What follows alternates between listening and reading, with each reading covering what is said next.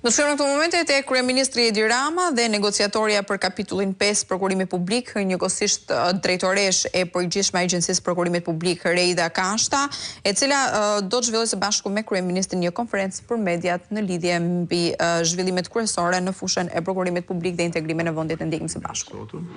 Por edhe për të pasur një pamje të pozicionit ku ndodhet Shqipëria në raport me një tematik nga më të rëndësishmet e procesit të antarësimit dhe nga më të rëndësishmet për vetë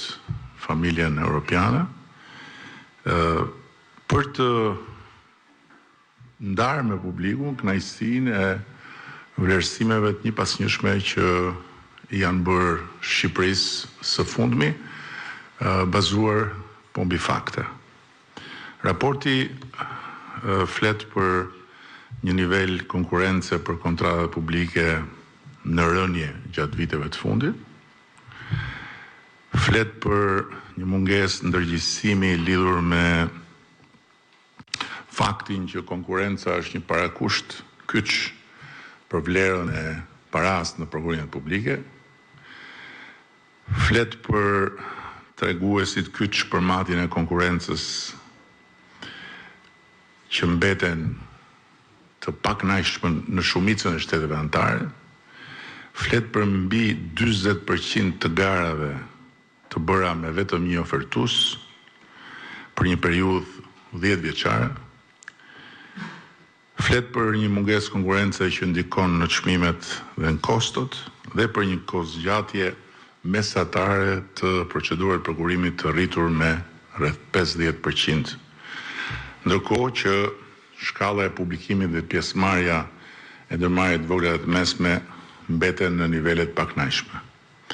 Këto janë vetëm disa nga konkluzionet e raportit të Gjykatës Evropiane të Llogarive për vendet e Bashkimit Evropian. Ndërkohë që nëse vendosim në kontekst pozicionin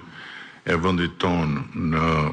indikatorët thelbësor që përcakton Bashkimi Evropian, konkurrueshmëria dhe po të shohim në tabelën e konkurrueshmërisë pozicionin e vendit tonë, nëse në mesatare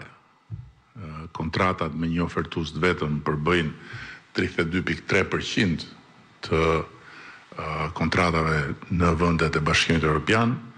për Shqipërinë ato janë masën 23.5%. Dhe nëse në pasqyrën e përgjithshme të shteteve anëtare janë një grup i madh vendesh që fillojnë nga 57.4% e zbresin deri në 35.8%, Shqipëria është midis tyre dhe vendeve si Suedia 22.9, Gjermania 22.6, Finlanda 20.3, Franca 20, dhe vendi ynë është mbi këto me shumë pak, pra 23.5%. Edhe në numrin e ofertuesve për procedurë që raporti e përcakton si 3.2 ofertues për procedurë në mesatarën e Bashkimit Evropian, Shqipëria është në 3.7 ofertues mesatarisht, dhe më tutje në Shqipërinë e vitit 2025, numri i prokurimeve për punë publike që janë mbyllur me fitues dhe kanë patur vetëm një ofertues është saktësisht 12%, ndërkohë që në raportin e Gjykatës Evropiane përcaktohet se mesatarja e vendet Bashkimit Evropian është 14%. Të gjitha këto nuk duan të thonë asgjë më shumë dhe asgjë më pak se sa faktin që mbi fakte Shqipëria është në një fazë shumë të avancuar të përparimit në këtë fushë dhe nga ana tjetër të pozicionimit në tryezën e negociatave me Bashkimin Evropian. Këtu jam bashkë me drejtuese në agjencisë së prokurimit publik, e cila është edhe njeriu që udhëheq këtë proces prej njësër vitesh, duke luajtur një rol kyç në këtë transformim, por është edhe negociatoria e Shqipërisë me Bashkimin Evropian për kapitullin 5, ku